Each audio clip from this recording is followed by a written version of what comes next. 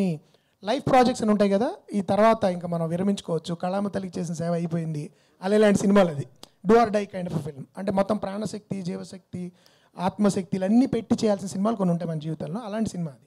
So అది జరగాలి నేను మనస్ఫూర్తిగా కోరుకుంటున్నాను. జరిగినప్పుడు I'd love to come out. And అంటే మీరే డైరెక్టరా లేకపోతే స్టోరీ వరకు ఇస్తున్నారు? కాదండి, నేనే దర్శకత్వం చేసే పరిపూర్ణమైన ఉద్దేశంతోనే. ఎందుకంటే ఆ కథ నేను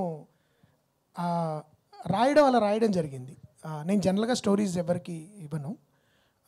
ఈ స్టోరీ కూడా నేను I want to direct it my self, because నేను తీసినట్టు ఆ సినిమా ఎవరు తీయలేరు. అంటే వేరే వాళ్ళు వేరేగా తీయచ్చు, but I know that I can do it. అంటే అది ఎలా తీయాలన్న దాని మీద స్క్రిప్ట్లోనే ఇట్స్ రిటన్ డౌన్. సో ఇది అహంకారంతో చెప్పట్లేదు, ఆ ప్యాషన్, నాకు ఆ స్క్రిప్ట్ పట్ల నాకున్న అనుబంధం అలాంటిది, అందుకని చెప్తున్నాను. సార్ కృష్ణప్రసాద్ గారు, మొన్న ఆదిత్య 369 రిలీజ్ చేశారు. సో మీకు ఎలా అనిపించింది? ఆ సాటిస్ఫాక్షన్ ఏమైనా ఉందా? చాలా మంచి సాటిస్ఫాక్షన్ వచ్చిందండి. ఎందుకంటే ఈ ట్రెండ్కి ఈ యూత్ ఇంకా వాళ్ళు ఎగరబడి రాలేదే అని అనిపించుకోను. అందరికీ చూపించాలి అనుకున్నాను. 100% నాకు అది రివైవ్ అయిందండి. నాకు ఎనర్జీ నాకు కూడా రివైవ్ అయింది. బాలకృష్ణ గారు ఈజ్ ఆల్సో సో హ్యాపీ. చూసిన వాళ్ళందరూ చాలా హ్యాపీగా ఫీల్ అయ్యారండి. కమర్షియాలిటీస్ అనేది అది ఇప్పుడు నేను అది అంచనా వేయట్లేదు. ఎందుకంటే 35 years అంటే 3.5 decade దాటిందండి. అంటే ఇప్పుడు సార్ ఇప్పుడున్న ఈ టైంకి అది పార్ట్ 2 తీయొచ్చు అనేసి అంటున్నారు కదా, మీరేమన్నా ప్లానింగ్ ఇట్లా? నాకు లేదండి, అది బాలకృష్ణ గారిది ఉంది అన్న మరి నాకు తెలియదండి. దర్శి గారు,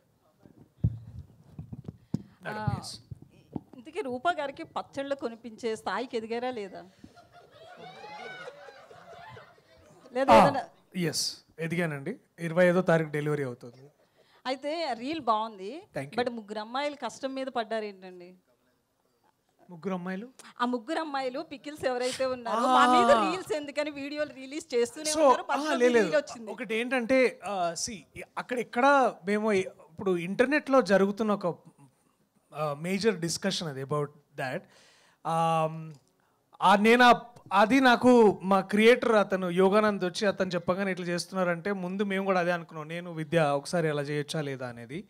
but we are very sure that ఎక్కడ కానీ వాళ్ళ పచ్చళ్ళు కానీ లేకపోతే వాళ్ళ అమ్మాయిల మీద కానీ we didn't pass any comments, we didn't want to do anything about it.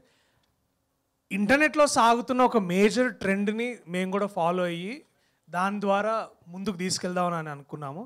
అక్కడ కూడా నేను పచ్చళ్ళ వ్యాపారం చేస్తా అని I took their side in a way to say that you know ఇదేదో as much as we all want to have fun. ఇప్పుడు ఏంటంటే ఒక సినిమా చూసి మనం ఎక్కడో స్కిట్ చూస్తుంటాం కదా, అట్లనే ఒక రీల్ చూసి నేను కూడా ఇన్స్పైర్ అయ్యి నేను కూడా దాన్ని అట్లా నా వ్యక్తిగత సినిమా దానికోసం వాడుకున్నాను.